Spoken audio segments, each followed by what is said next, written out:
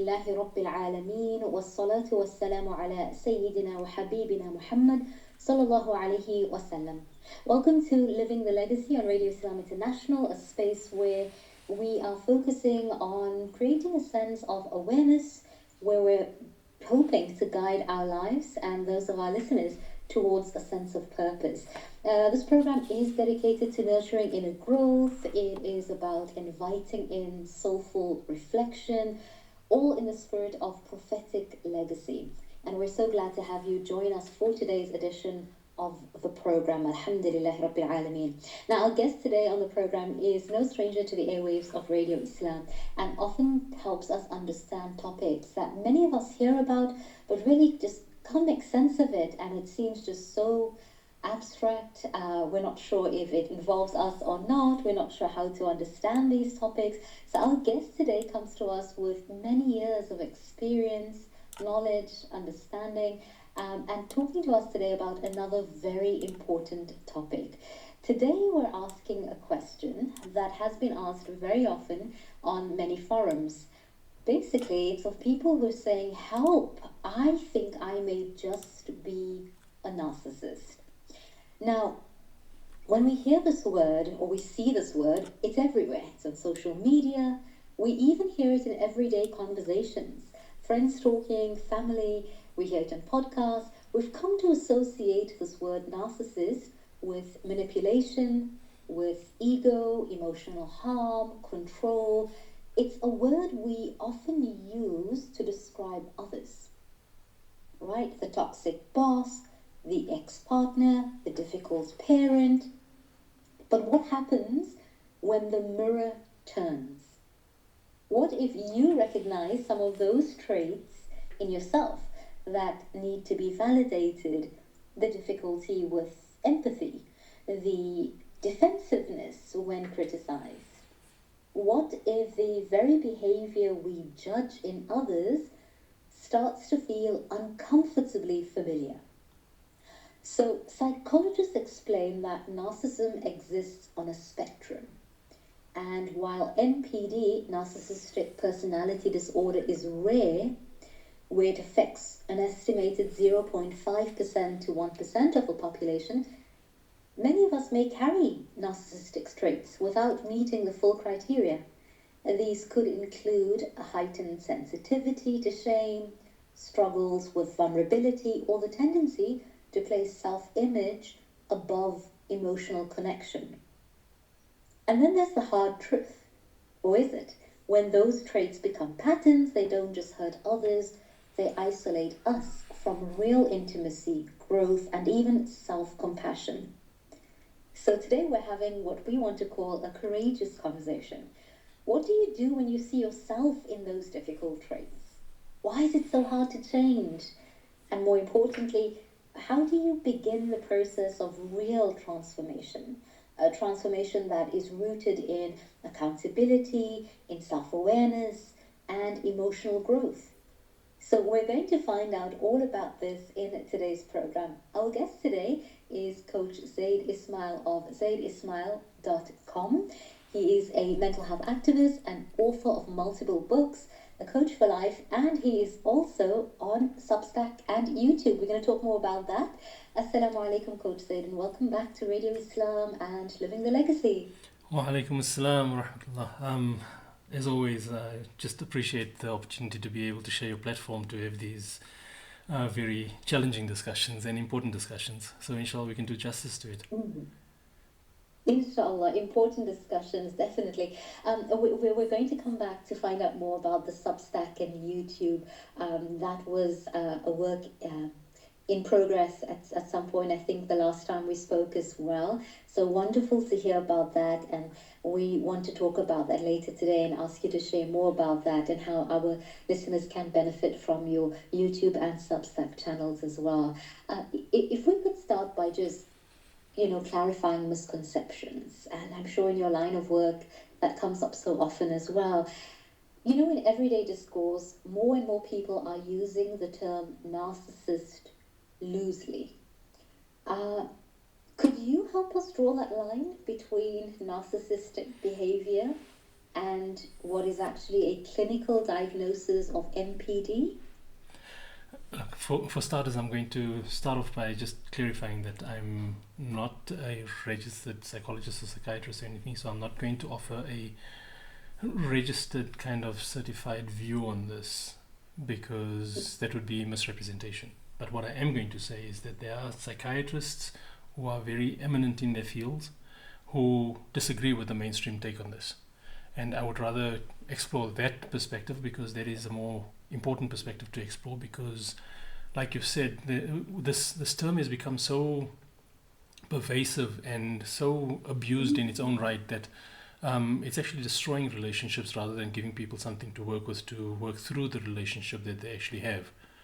So when it comes to a diagnosis, the one thing that people don't like to hear is that if you're self-diagnosing someone else with a mental illness, then you've got a problem, because you feel so emboldened to believe in the entirety of what the other person is about, that you want to write them off against some label, and that if anything is narcissistic. Right?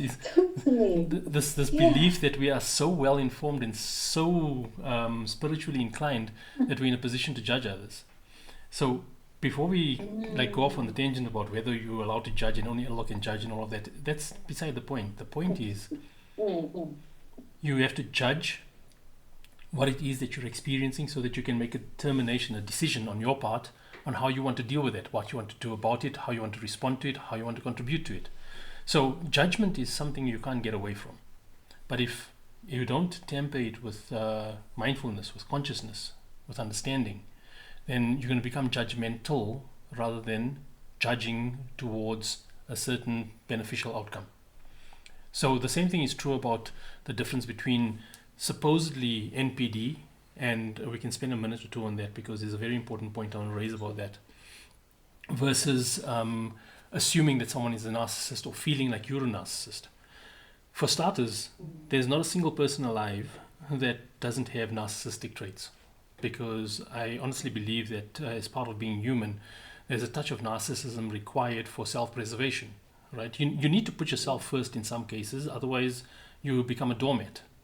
And the person who wants you to be a doormat will see that as you being narcissistic, because you're not allowing them to walk all over you, even though they don't think they're walking all over you. So that's where it gets really complicated. But when it comes to this disorder thing, one of the psychiatrists that I want to quote on this, because a lot of people, they rely on mainstream psychology to guide them through these things, despite the fact that mainstream psychology has massive conflict with Islamic principles and values. But just to entertain that, right? Because people want to have something substantial to work with. So there's a psychiatrist called Dr. Thomas Stephen Sars. And his credentials, just very briefly, I'm not going to go through all of his stuff, but just very briefly, he was a professor, for most of his career, he was a professor of psychiatry at the State University of New York, Upstate Medical University. And he's a distinguished lifetime fellow of the American Psychiatric Association and a life member of the American Psychoanalytic Association. So this is someone who is respected in the field of psychiatry. It's not someone who's just a kind of an outlier who has an alternate opinion. And he always said he's not against psychiatry, but he's opposed to coercive psychiatry. Coercive psychiatry is where you almost like push someone into a label, into a box, and expect them to behave within those parameters. And then you treat them within those parameters, and you guide them and ask them to respond and fix themselves and fix their behavior within the context of those parameters. Now, this is where it gets really interesting, is because if we believe that the NPD, narcissistic personality disorder, is a real thing, here's the moral dilemma we're faced with. And that is that if I believe you suffer from NPD, then it's not right for me to expect more from you. Because it's not your fault, right? You're suffering from something. It's like a person who is down and out of the flu and expecting them to go to work. It's unreasonable. Yes. So if we want to approach this mental illness thing as in that context, then we need to hold ourselves accountable for our morality and our compassion and empathy for the person who's supposedly suffering from this. So that immediately creates a very difficult conundrum, a very difficult problem for us when we want to diagnose others. Because the moment you say someone is a narcissist, then you're saying that they can't control their behavior, and therefore their bad behavior has to be accommodated or mitigated or excused or worked with or something. But you can't write the human off because they're suffering from narcissism. However, if someone is behaving in a narcissistic manner within the context of a given relationship or situation, that's a very different thing. So when it comes to this whole mental illness debacle that we're facing these days, I saw a little write-up on psychiatrictimes.com, and it says, and I'll quote, it says that by definition, a disease of the mind is impossible. Disease requires a physical lesion. The mind is non-physical. Therefore, the mind cannot be diseased. And when we talk about the mind versus the brain, the mind is your consciousness. It's your sense of self. It's how it is that you show up relative to life, right? That's the mind. And the brain is what processes the thoughts that the mind, metaphorically speaking, that the mind creates.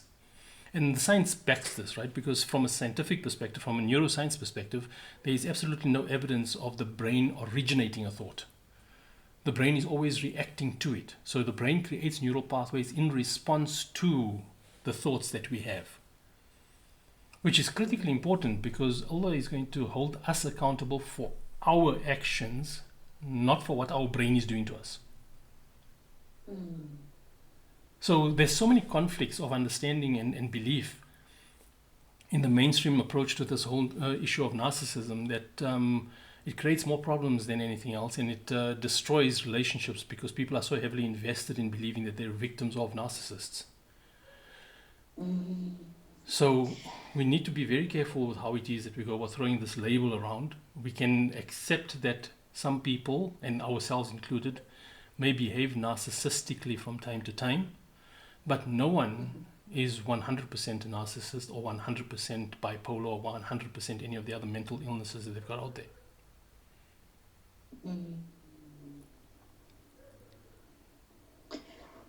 You know what I found interesting is you mentioned earlier on about how we abuse this term, and you used the word abuse, and then that really struck a note because that's exactly what people are doing nowadays. And then you mentioned also the topic about spirituality and judgment, and it just ties up because that's exactly what is happening in our communities, where people are somehow feeling they have the know-how to be able to judge or diagnose others based on something that they're seeing in them or some tendency. But rightly so, you use the word abuse, and that's exactly what's been happening. And that must be very concerning for individuals like yourself who are in the field of mental health advocacy, when individuals or groups of people are using these terms so loosely, as you mentioned, and there's just an abuse of these terms. Absolutely, and that's why whenever I'm having a conversation with anyone who's claiming to be a victim of narcissism, or claims that their parents were narcissists, or their mother or their father was narcissist, because this term is being thrown around equally for both men and women these days. It's no longer something that is only men focused, right? So there's no shortage of people that claim that their mothers were narcissists. And the moment we get into that space, my immediate response is we deal with who's in the room, not who's not here to defend themselves. Because if you're going to be entertaining someone's perception about what they think of someone else, then you're going to be stroking the ego of the person you're speaking to rather than helping him to understand it in a healthier way. And that's something that I always plead with counselors and therapists out there, is that please don't be so invested in the client you have in front of you or the person you're trying to assist that you actually enable them to cause the harm that they are complaining about. And that's where we need to be very, very clear and very mindful about what is it that we're solving. What are we doing? Are we solving a problem? Are we creating better understanding? Are we creating a broader, more holistic, healthier perspective of the issue that we're trying to navigate? Or are we creating new problems while leaving the original problems completely misunderstood? And usually we're leaving the original problem misunderstood. Yes, we are. Yes, we are. That is very true, yeah. Let's talk about, there are those who may say, well, as in for themselves, as in the first person, what happens if I find that more and more, increasingly, I am approaching life through a narcissistic lens? Could that be possible? Could people be having, like you mentioned, there is that narcissism within each of us, there is that. But for those who feel that that is more than just the minimal that others have, and they feel, no, I think I have an increased level of that. Are there signs of this? Are there ways to identify this within our own selves, not in others? I think the moment you try to contemplate your life within that frame of reference, you're already distracted, because you're already comparing yourself to an ideal that is most likely unreasonable. And the reason I say this is because if I'm going to try to determine whether I am a narcissist or not, then I'm already laying credence, laying merit and credibility to the fact that I could be a narcissist, or that people can be narcissists, right? And then that creates a problem again, because now again you're reducing the entirety of a human being to just your experience of what you have with them. And if you're not aware of the impact you have on someone, the way they react towards you, you'll completely blame them for it, and you won't consider that maybe you have that impact on them, which is why you get them to respond so aggressively or so unhealthily or whatever it is. And that's the biggest problem there, is that we lack our self-awareness to such a point that we're ready to blame life and blame circumstances and blame taqdeer and blame people and blame partners and blame parents for everything that is wrong with us, because we don't have an understanding of how we continue to make choices that feeds that very distorted sense of self. And that's why accountability is critical. So whenever we behaving in a certain way that we feel at odds with, because that's the definition of a wrongdoing, right? Is that which leaves a wavering in your chest. According to the hadith, it says something to the effect that if it leaves a wavering in your chest, despite people's opinions being in your favor or the legal opinion being in your favor, then that's a wrongdoing. Now, when we get that wavering feeling in our chest, do we act with purpose or do we act out of fear? And if we're acting out of fear, then we're going to look to defend ourselves and explain why it is that you can't judge me harshly for this, and why it's not my fault and it's their fault and they treated me like this, so they deserve that and all that. If you're acting with purpose, you're going to be holding yourself accountable to your value system, which is, okay, let's say it's true that they did treat me that way and it was unpleasant and it was abusive or whatever the case is. What does my value system dictate I must do about it? Not what do they deserve for me to do about it. Because then you're holding yourself accountable for your behavior rather than justifying your behavior because of how someone else treated you. And that's exactly what narcissists do, right? According to our way that we like to use the term. A narcissist is always defending themselves, right? They're always making it seem as if they're good and they're better and they're above reproach and they're not at fault in all of these sorts of things. That's when we start calling people narcissistic and all of that. But then when we defend ourselves because we can see a reason from our vantage point, from our perspective, why it is that we're justified, and others disagree with us, then that comes across as narcissistic. So we need to be careful about what's the reason for us rationalizing things in our favor versus just focusing on what's the issue at hand and what is my contribution towards either making that issue worse or resolving that issue.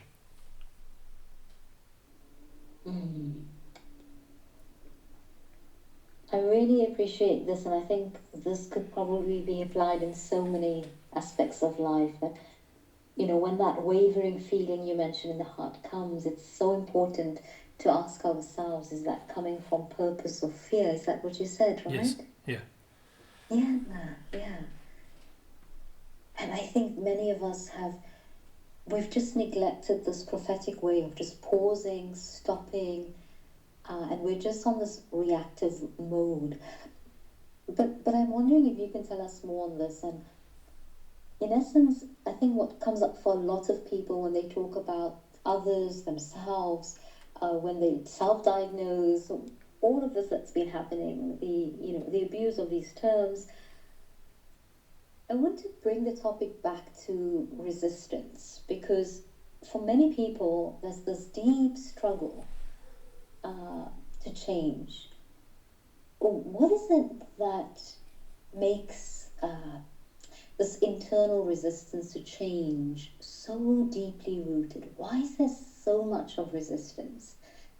It's the fear of what they think they're going to allow others to get away with. Yeah. You see, if I... Sorry, we still there? So the resistance to change comes from our fear of how we're going to deal with the consequence of what it is that we agree to.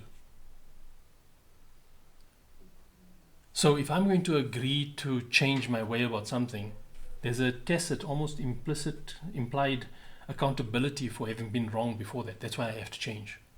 And if I don't want someone to get the better of me or to take advantage or to believe that they were right and I was wrong, then I'm going to resist that because I don't want them to get the upper hand. So it's out of fear that I'm doing it. So I'll resist change if I don't want people to see me weakened or vulnerable or fallible, because I'm taking my assurance, my confidence is based on how others perceive me, not what I think of myself. And that's why I'll be so heavily invested in maintaining a certain disposition or appearance or stature, because without that, I'm afraid that who I am is not going to be adequate or enough. And people might not respect me, they might not take me seriously, they might not look up to me, they might not include me, all of those sorts of things. So when we act from fear, we end up creating harm rather than protecting ourselves from harm.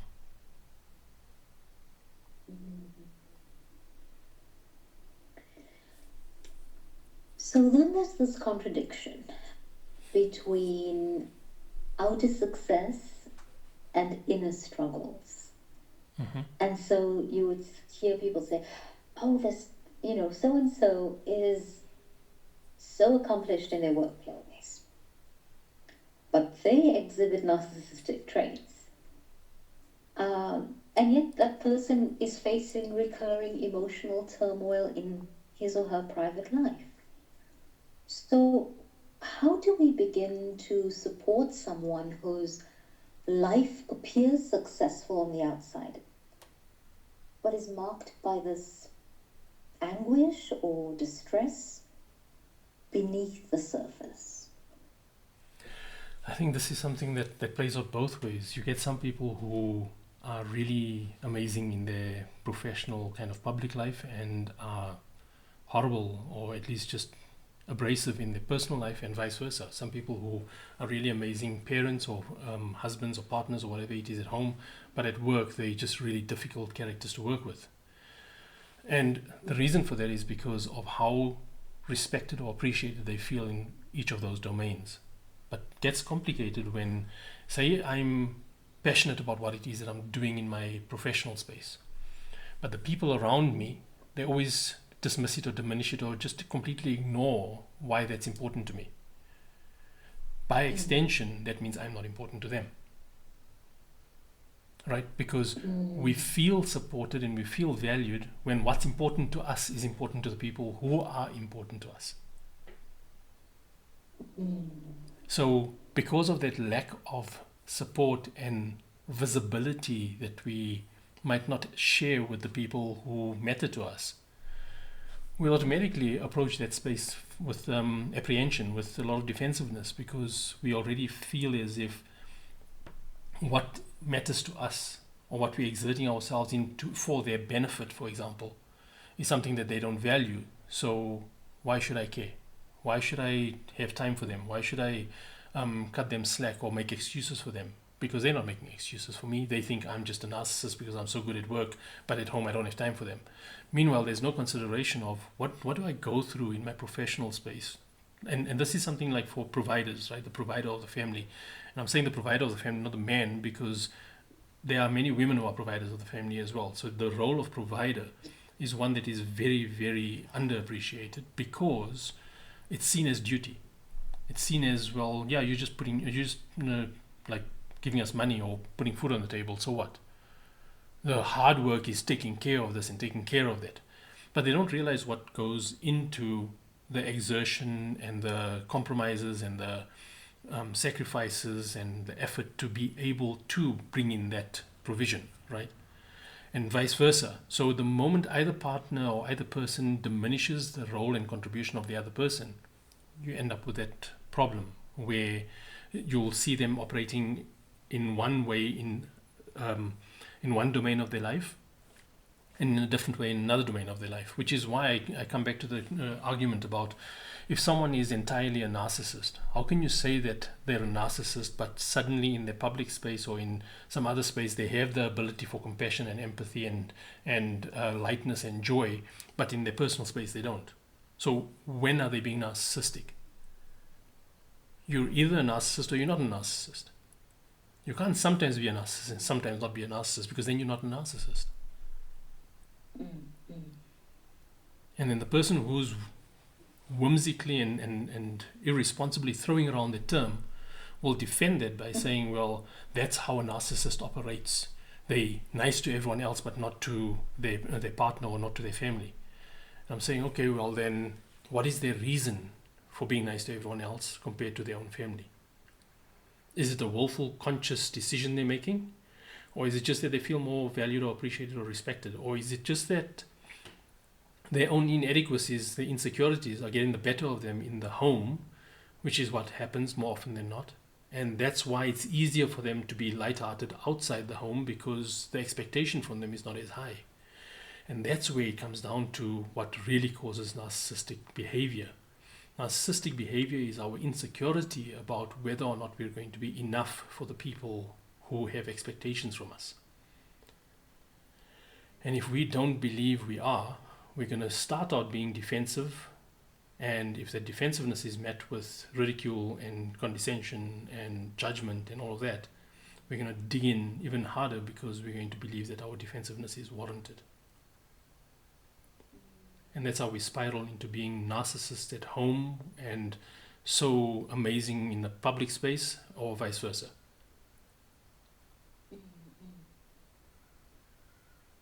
Is this something that,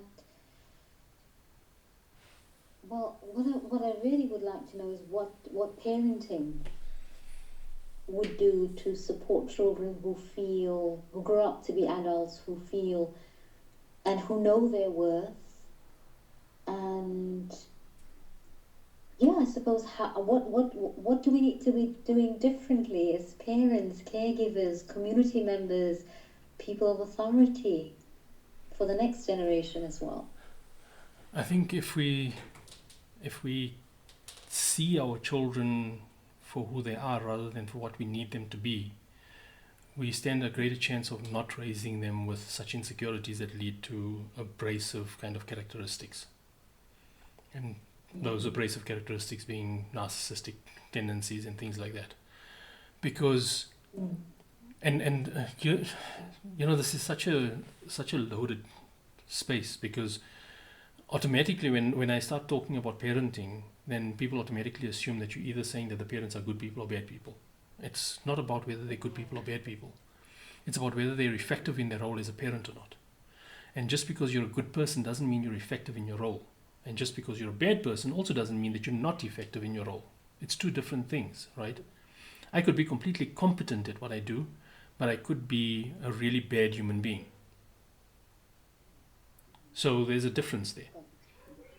And if we don't have the presence of mind to understand that difference, then we're going to end up losing focus on what's really important and what's really the problem to solve there. So when it comes to parenting, if a child feels seen and heard in the home, they won't have to demand to be seen and heard out of the home, because they don't have any reason to doubt their significance, the value that they have in their social space. But if you don't feel seen and heard at home, no matter how amazingly luxurious and privileged your home environment is, or how chilled and relaxing it is if you feel that who you are is of no consequence. Like when you have an opinion on something, or when you feel passionate about something and no one else is interested in that sort of thing, or they shut you down because no one cares about that, this is what you must do instead, that sort of thing. When you have that, then automatically when I go into my social spaces, I'm going to make sure I don't feel like that as well. So my social space is where I feel welcome, my home space is where I feel unwelcome, and that's what creates the tension that eventually causes the sense of self to be distorted.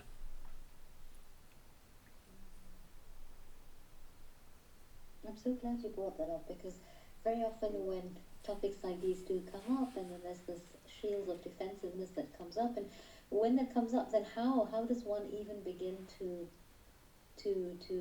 discuss or to share or to look at things differently? And as you mentioned, it's about effective parenting, because ultimately what Rasul modeled for us with his own children as well as the little young children around him, of what it means to be an effective parent.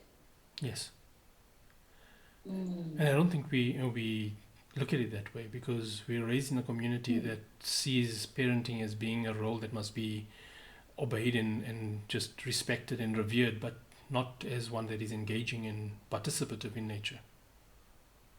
Yes, absolutely. But one of the things I really appreciate is whenever we get to talk to your coach, say, even if the topic is not about parenting, but when we go back into that topic and say, what can we do differently with the next generation and support them differently, it always just, by default, doesn't it? It always brings us back to Rasul Sallallahu and yes, how he modeled everything so perfectly for us. And we don't have any excuse. We can't say we don't have a manual or we don't have a roadmap.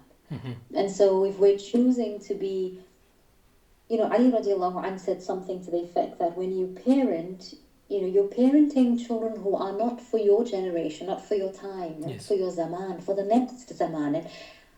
And many of us we're still parenting, not even for our generation, we're parenting tomorrow's generation with yesteryear's not principles, but mindset even, or fears. And methods.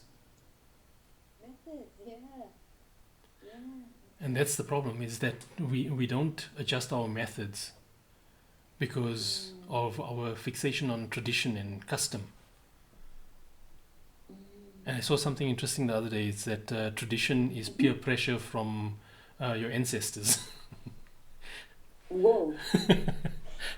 Yeah, well. And so... Absolutely. And all of this talks to the mindfulness component, right? Are we presently connected with where we are, or are we trying to impose something from the past on something we're trying to create for the future?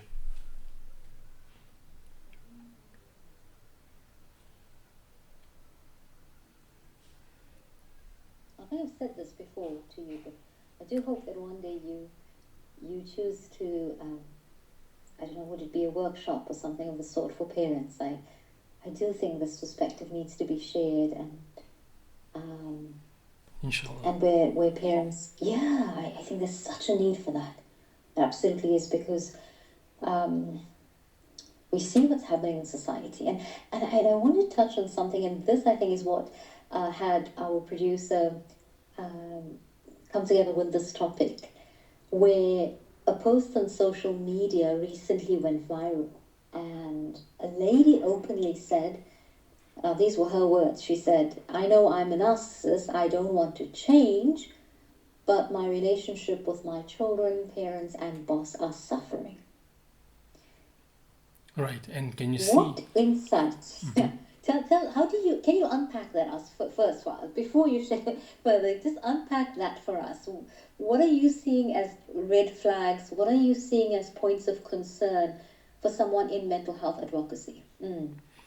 The moment someone acknowledges and then goes on to claim that they're okay with a deficiency in their character, that tells you that they don't expect people to give them a break. It also tells you that from their perspective, they don't know how to show up outside of that frame of reference. So automatically they're going to protect themselves from being even more inadequate by not trying to be someone that they don't know how to be. So if you want me to be a nice person, I'm going to try, but chances are I'm probably going to be rejected. I'm probably going to be ridiculed. I'm probably not going to be good enough. So why should I do that when I know that I've got a reputation for who I am? So I'll rather stick with who I am rather than trying to be this nice person that I know will be better for everyone else, even for myself. So a person like that, let's assume for argument's sake that they genuinely committed to that belief of theirs. What it then confirms is that they don't have enough awareness and self-awareness to realize how much of value and joy and sweetness of life they're giving up by treating those important relationships the way they're treating it. Because they're not seeing what impact they have, they're only seeing what it is that they are willing to forego from those relationships.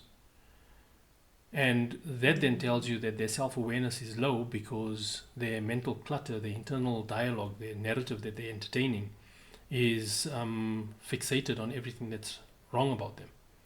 So they're defensive in how they approach life. They're not living life with purpose. They're living it from a survivalist kind of mentality. And that's a victim headspace.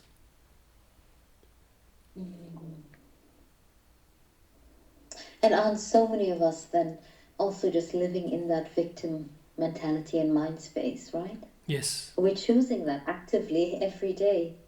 In fact, coming back to the main topic of today's conversation, excuse me, you have to be in a victim headspace not to label someone else.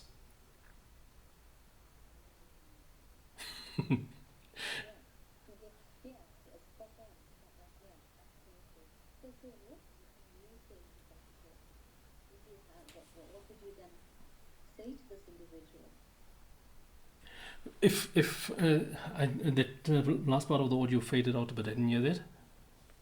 Oh, sorry. So, in terms of this person, who went viral on social media, the woman who said, I know I'm a narcissist, I don't want to change, but my relationship with my children, parents, and boss are suffering. Would you have any advice, or what would you want to say to someone who says this? Two things. The first one is that if they don't want to change, that's their defense. It's not that they don't want to change, it's that they don't know how. And being open to getting advice and input from people around them about the how feels like vulnerability. So that's why they're less likely to want to take that advice, because the way they're judging themselves is already harsh enough, so they don't want to have more judgment from anyone else. So if it's out there that people feel that way about them, then that further confirms why it is that they shouldn't expect more from people. Then when they go on to saying that my relationship with my colleagues and my boss and my children, whatever it is, family members, is suffering because of it, the fact that they care about those relationships in the first place is what they need to understand. And from that perspective, they need to revisit what their assumptions are about what does embracing your insecurities, what does it really imply? Is it really a vulnerability? Or is that what builds resilience in us? Because when we're willing to acknowledge where we're falling short, it gives us an opportunity to do something about it. But if we constantly focused on preventing ourselves from being judged by others because we don't want others to judge us harshly because they don't know what we've been through and all of that, then we hold ourselves in that space. And that's the victim mindset. The victim mindset is believing that I am a consequence of what happened to me and I have no agency to move beyond it. So you have to just cut me some slack. And don't we hear that so often? Yeah. And that's why people who support people who wear their heart on their sleeves, they're actually detrimental to that person's well-being and their growth and their ability to heal. Because, it comes down to that sympathy versus empathy thing, right? Mm-hmm. Sympathy is about how I feel about what I see you experiencing. Empathy is about me trying to understand how you feel about what you're experiencing. And we need to keep it as simple as that. Now, if we don't have empathy for others, we won't have empathy for ourselves, which means that we'll be looking at ourselves sympathetically, which means that we'll be projecting what we think others think of us when we self-evaluate, when we reflect. And that is what will give us reason to believe that they already think I'm of no use and I'm no good and I'm like this and like that. So what's the point?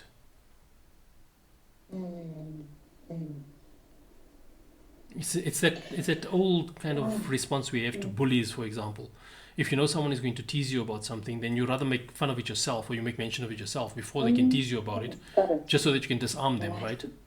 Same thing here. I'll call myself a narcissist, and I'll happily embrace the label of being a narcissist, because that way I know I don't have to listen to you telling me how much of a narcissist I am, because I don't expect you to see any goodness in me.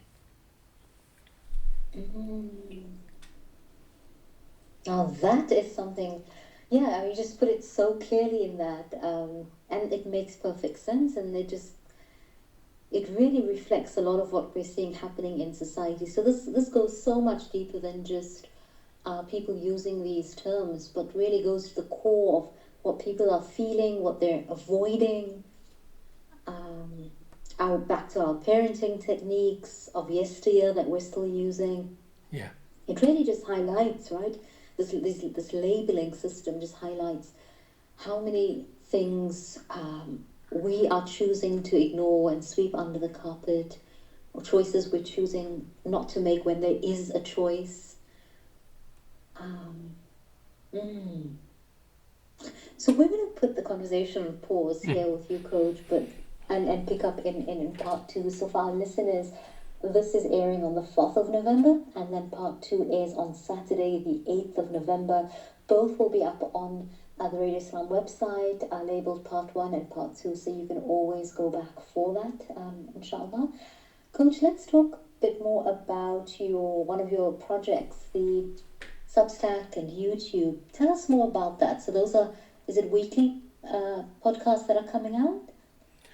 That is the intention, is for it to be weekly. Recently it's been a bit of a strain, so it's been less frequent, but the intention has been to be weekly with one episode that just discusses something that's either topical or something that's top of mind, focused on mental health. So tell us a bit about some of the episodes. So I've not used Substack, so can you take us through that? Are people able to go back to past episodes, or how does that work? So the reason I use Substack as well as YouTube is because there's less of a chance of being censored by the Zionist influences that operate on YouTube and on the Meta platforms. So Substack is not one of those platforms, so that's why I use Substack as a backup for my podcasts. And just yesterday I signed up to a new platform that's been launched called Upscrolled, and I'll be making that more visible in the time to come, inshallah, where that's also a new platform that's competing with the likes of Instagram and that. So I have to be very kind of mindful and practical about the nature of my content and what it challenges, so that I don't take it for granted that it's going to be received as intended, because it upsets a lot of people. It does challenge a lot of people's world views and their social views and their sense of self, and a lot of people are not ready for that. So the focus of the podcast is to provide content that will allow people to reflect on it without them feeling as if it's a personal attack. And that's the purpose of the podcast, is to just provide alternate content, so that rather than the hordes of information out there that's telling you how you must live your life, I'm hoping that people will have opportunity to reflect on why they are living their life the way they are, even though they know they want to do differently. Well, that's very noble and very much needed. So for our listeners that would like to subscribe, how do they find your podcast on Substack or YouTube? On Substack and on YouTube, my handle is Coach Zaid Ismail without any spaces. And there's links also on my homepage on my website on zaidismail.com. And just recently I've renamed the actual name of the accounts to being Tough Discussions, because I think that's what we need more of, and that's what these discussions tend to prove. Like even today's discussion, I think for some people this will be a very tough discussion to have, because it cuts so close to the bone and so close to our insecurities and our vulnerabilities. So the intention is to provide more content that is taboo in our normal spaces. And not only taboo, I think, and this is not to assume that I know more or anything, it's just that from what I can tell, from my engagement with people, from my years of working in corporate and even being exposed to our community for now over 50 years, the one thing that is true is that we latch on to mainstream narratives and then we try to be as adept as possible at those mainstream narratives. There's very little critical thinking to question those mainstream narratives. So, and this is something that I know is an unpopular opinion. I know a lot of people might even take offense to this, but this is something that is extremely concerning when it comes to mental health practitioners in the Muslim community. Muslim mental health practitioners are, in many cases, really bad for our iman because of the way they frame our understanding of problems that we experience. But that's a conversation for another day. Indeed, we will earmark that definitely. So that brings us to the close of this first part of this series, and listeners, we will be speaking to Coach Zaid in our second part of the series that will air on Saturday the 8th of November. And in the second part, we're going to continue talking about this. We will talk about image management.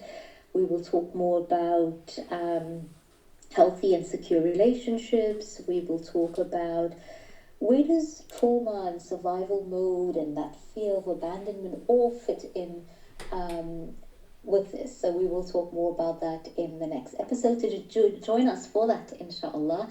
And until then, assalamu alaikum wa rahmatullahi wa barakatuh. Wa alaikum assalam wa rahmatullahi.